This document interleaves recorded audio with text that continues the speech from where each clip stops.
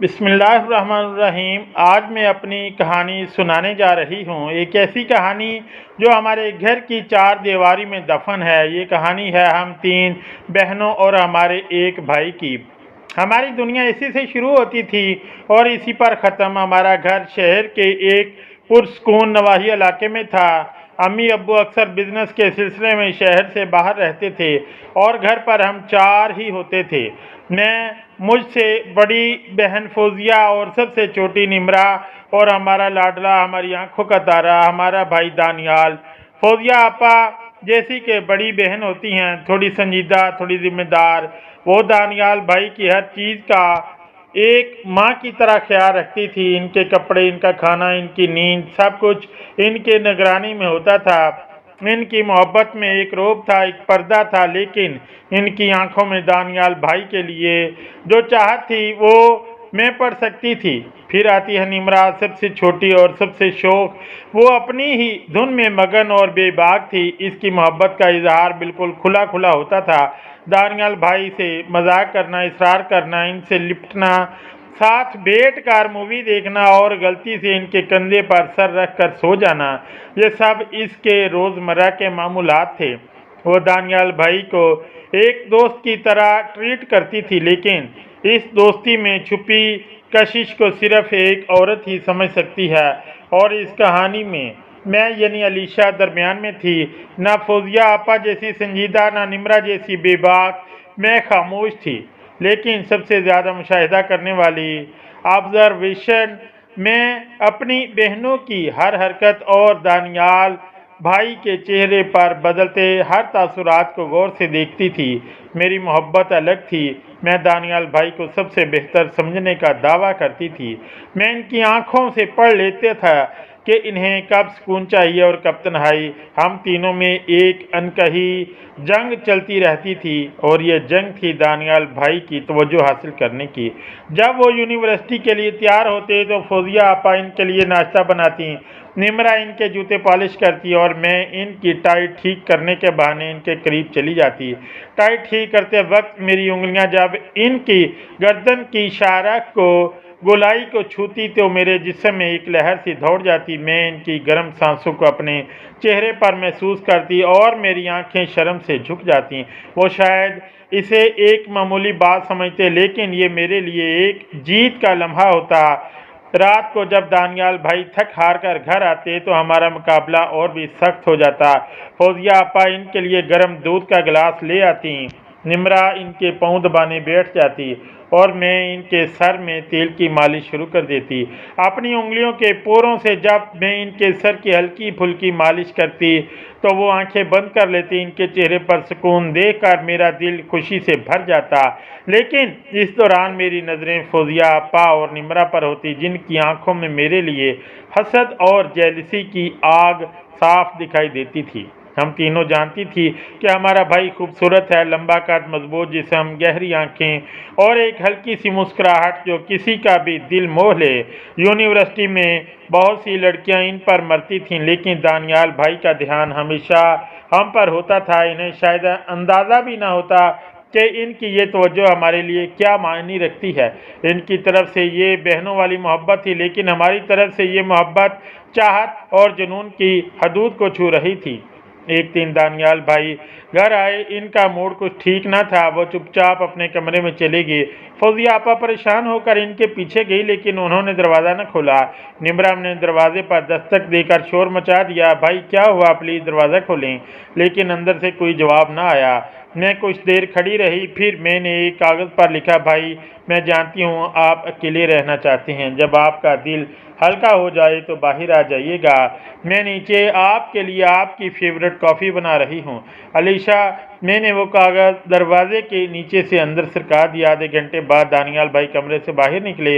इनकी आंखें सुर्ख थी। वो सीधे लाउंज में आए जहाँ मैं इनका इंतज़ार कर रही थी। फौजिया आपा और निमरा हैरत से देखती रह गई जब दानियाल भाई मेरे पास सोफे पर बैठ के और कॉफ़ी का मग उठा लिया। थैंक यू अलीशा, उन्होंने धीमी आवाज़ में कहा। कोई बात नहीं भाई, आप ठीक हैं, मैंने नरमी से पूछा। उन्होंने एक लंबी सांस ली। बस फाइनल प्रोजेक्ट का स्ट्रेस है। मैंने आहिस्ता से अपना हाथ इनके हाथ पर रखा। मेरा यह हल्का सा लम्स महसूस करके उन्होंने मेरी तरफ देखा। इनकी आंखों में एक अजीब सी कश्मकश थी। तुम हमेशा कैसे समझ जाती हो कि मुझे क्या चाहिए? उन्होंने पूछा। मेरी इस जीत पर फौजिया आपा और निम्रा के चेहरों पर जो जलन थी वो देखने वाली थी। मैंने एक फातिहाना मुस्कुराहट के साथ इनकी तरफ देखा। ये मेरी मैनिपुलेशन थी। मैं इन्हें एहसास दिलाती थी कि दानियाल भाई को सिर्फ मैं ही समझ सकती हूँ। दिन गुजरते गए और हमारी ये सर्द जंग, कोल्ड वार, गर्माहट पकड़ती गई। हम अब एक दूसरे से दानियाल भाई के मामले में ज़्यादा खुलकर मुकाबला करने लगी थी। अगर निम्रा इनके लिए कोई शर्ट पसंद करती तो मैं इसे ये कहकर रोक देती, नहीं निम्रा, ये कलर भाई पर सूट नहीं करेगा, इन्हें डार्क शेड्स पसंद हैं। अगर फौजिया आपा इनके लिए कोई हैवी खाना बनाती तो मैं कहती, आपा भाई आजकल डाइट पर हैं, इन्हें सलाद पसंद आएगा। हमने इनकी ज़िंदगी के हर छोटे बड़े फैसले में दखल देना शुरू कर दिया था। इनके दोस्त, इनकी आउटिंग्स, इनकी पसंद नापसंद सब हम तय करने लगी थीं। दानियाल भाई हमारी इस मोहब्बत और फिक्र को शायद बहनों की जिम्मेदारी समझ रहे थे। इन्हें इस बात का एहसास ही ना हो रहा था कि हम तीनों ने इनके गिर्द एक खूबसूरत रेशम का जाल बुन दिया है जिससे निकलना इनके लिए नामुमकिन होता जा रहा था। बर्थडे आने वाली थी। हम तीनों ने अलग अलग प्लान्स बनाए। फौजिया आपा ने घर पर एक ग्रैंड डिनर प्लान किया। निम्रा ने इनके दोस्तों के साथ एक सरप्राइज पार्टी ऑर्गेनाइज की और मैंने कुछ अलग सोचा था। मैं इन्हें एक ऐसी जगह ले जाना चाहती थी जहां सिर्फ मैं और वो हों, जहां कोई तीसरा ना हो। बर्थडे से एक रात पहले हम तीनों दानियाल भाई के कमरे में जमा थीं। वो अपने लैपटॉप पर काम कर रहे थे और हम तीनों इनके बेड पर बैठी इन्हें देख रही थीं। इनकी तवज्जो बिल्कुल काम पर थी। निम्रा ने शरारत से इनकी गर्दन पर फूंक मारी। वो चौंक कर पीछे मुड़े। निम्रा, काम करने दो। उन्होंने हल्की सी झिटकी दी। फौजिया आपा ने इनके बालों में हाथ फेरा।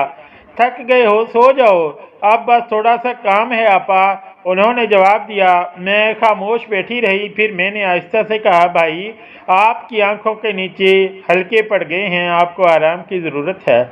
मेरी आवाज़ में जो फिक्र और नरमी थी जिसने इन्हें मेरी तरफ देखने पर मजबूर कर दिया। उन्होंने लैपटॉप बंद कर दिया। ओके, तुम तीनों जीत गई, मैं सो रहा हूँ। हम तीनों खुश होकर इनके कमरे से निकल गई तो दानियाल भाई ने आवाज़ दी, अलीशा एक मिनट सुनो। फौजिया पर निम्रा रुक गई। इनकी आंखों में सवाल थे। मैंने इन्हें जाने का इशारा किया। जब वो चली गई तो मैंने दरवाज़ा बंद कर लिया और दानियाल भाई के पास वापस आ गई। जी भाई, वो अलीशा, मुझे तुमसे कुछ कहना है, उन्होंने थोड़ी हिचकिचाहट से कहा। मेरा दिल ज़ोरों से धड़कने लगा। क्या बात है भाई, सब ठीक है ना? उन्होंने एक गहरा सांस लिया और मेरी आंखों में देखा। इनकी आंखों में एक ऐसी चमक थी जो मैंने पहले कभी न देखी थी। वो कुछ कहने ही वाले थे कि इनके फ़ोन पर मैसेज टोन बज उठी। उन्होंने फ़ोन उठाया, मैसेज पढ़ा और इनके लबों पर एक मुस्कुराहट फैल गई। एक ऐसी मुस्कुराहट जो हम तीनों के लिए न थी। ये कौन है? मैंने बेसाख्ता पूछा। उन्होंने फ़ोन की स्क्रीन लॉक की और मेरी तरफ देखा। इनकी मुस्कुराहट अभी भी कायम थी। वो मरियम है, मेरी क्लास में है, बहुत अच्छी लड़की है, उन्होंने जवाब दिया। लफ्ज़ मरियम मेरे कानों में पिघले हुए शीशे की तरह उतरा। एक पल में मेरी जीत का सारा नशा उतर गया। हमारा दुश्मन आ चुका था, एक ऐसा दुश्मन जिससे लड़ना हमारे लिए आसान न था। मैंने अपने चेहरे के तासुरात को कंट्रोल किया और एक हल्की सी मुस्कुराहट के साथ कहा, अच्छा कभी हमें भी मिलवाइएगा। लेकिन मेरे अंदर एक तूफान उठ चुका था और मैं जानती थी कि ये तूफान अब फौजिया आपा और निम्रा के अंदर भी उठेगा। हमारी अनकही जंग अब एक नए मोड़ पर आ चुकी थी। अब ये जंग सिर्फ दानियाल भाई की तवज्जो की न थी बल्कि इन्हें हासिल करने की थी और इस जंग में हम तीनों बहनें किसी भी हद तक जा सकती थीं। मरियम का नाम हमारे घर में एक ज़लज़ले, अर्थक्वेक की तरह आया था। इस रात जब मैं कमरे से बाहर निकली तो फौजिया आपा और निम्रा मेरा इंतज़ार कर रही थीं। इनकी आंखों में वही सवाल था जो मेरे जहन में गर्दिश कर रहा था। मरियम कौन है? फौजिया आपा ने सीधा पूछा। इनकी क्लास फेलो है, मैंने बेरुखी से जवाब दिया और अपने कमरे की तरफ बढ़ गई। मैं जानती थी कि इस खबर ने इन्हें भी वैसे ही झटका दिया है जैसा मुझे लगा था। अगले दिन नाश्ते की टेबल पर एक अजीब सी खामोशी थी। दानियाल भाई अपने फ़ोन पर मुस्कुराते हुए किसी को टेक्स्ट कर रहे थे और हम तीनों इन्हें जहर आलूद निगाहों से घूर रही थीं। हमारा दुश्मन सामने था और अब हम तीनों जो कल तक एक दूसरे की रकीब थीं इस नए दुश्मन के खिलाफ एक होने जा रही थीं। हम तीनों ने एक दूसरे को देखा।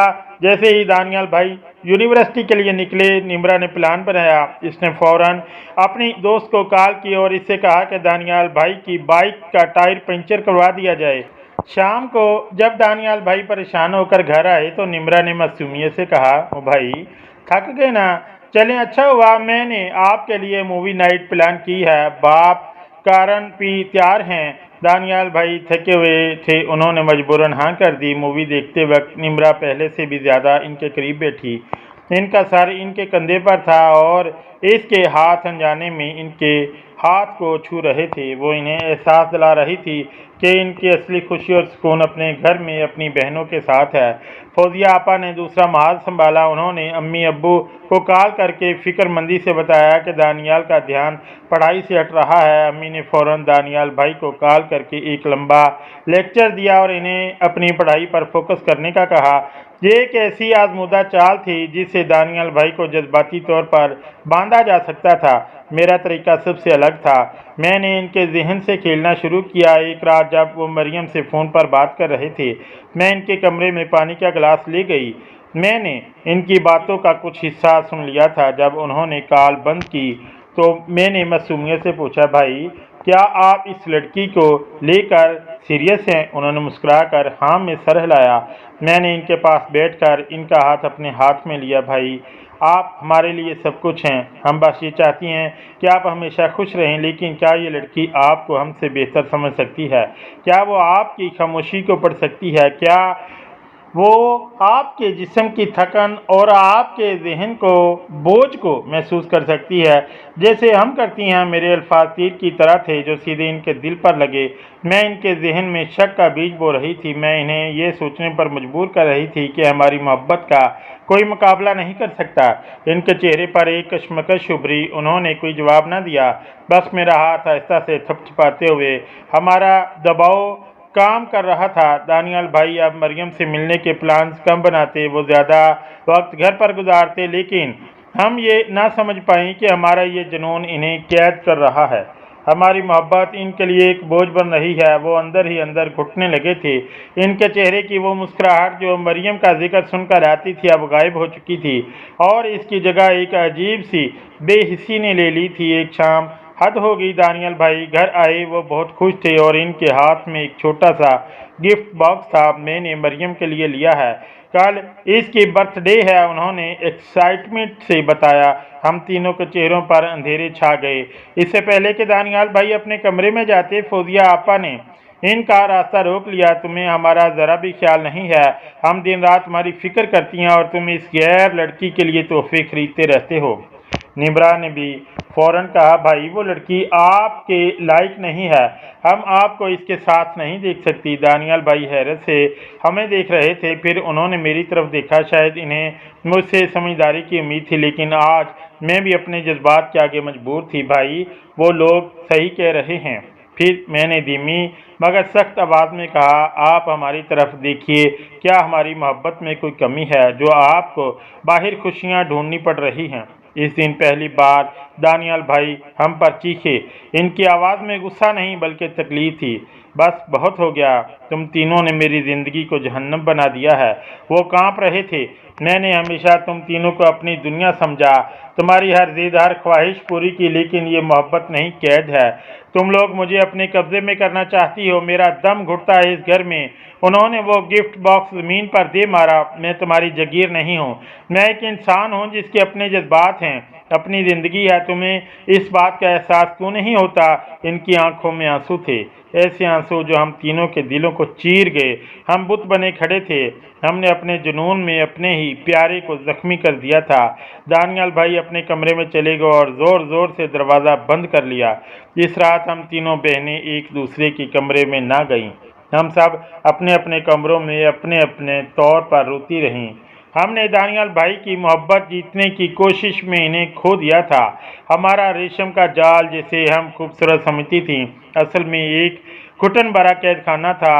अगले कुछ दिन घर में एक कब्रिस्तान जैसी खामोशी रही। दानियाल भाई हमसे बात नहीं करते थे। वो सुबह चुपचाप यूनिवर्सिटी जाते और रात को देर से आते। हम तीनों के हल्क से नवाला ना उतरता था। इनकी नाराज़गी हमारे लिए मौत से कम ना थी। आखिरकार फौजिया आपा ने हिम्मत की। उन्होंने हम दोनों को बुलाया। हमें दानियाल से माफ़ी मांगनी होगी, हम गलत थीं। हम तीनों इनके कमरे के दरवाजे पर गईं।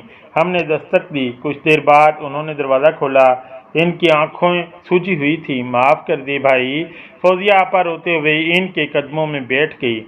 निम्रा और मैं भी रो पड़ी। हमें अंदाज़ा न था कि हमारी मोहब्बत आपको तकलीफ़ दे रही है। हम बस आपको खोना नहीं चाहती थीं। मैंने हिचकियों के दरमियान कहा। दानियाल भाई कुछ देर खामोश खड़े रहे, फिर वो नीचे बैठे और फौजिया आपा को उठाया। उन्होंने हम तीनों को अपने गले से लगा लिया। हम चारों बहुत देर तक एक दूसरे के गले लग कर रोते रहे। मैं तुमसे नाराज़ नहीं हूँ, उन्होंने आखिरकार कहा। मैं बस डर गया था। तुम तीनों मेरी बहनें हो, मेरी ताकत हो। इस ताकत को मैं कमज़ोरी मत बनाओ।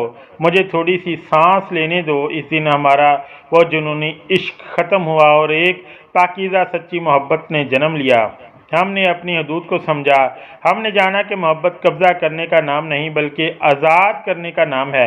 कुछ हफ्तों बाद दानियाल भाई मरियम को घर ले आए। वो वाक़ईतन एक बहुत सुलझी हुई और प्यारी लड़की थी। हम तीनों ने दिल पर पत्थर रख कर मगर एक मुस्कुराहट के साथ इसका इस्तकबाल किया। ये मुश्किल था। दिल के किसी कोने में अब भी एक चुभन सी होती थी, लेकिन अब हम अपने भाई की खुशी में खुश रहना सीख रही थीं। आज भी हम दानियाल भाई का वैसा ही ख्याल रखती हैं।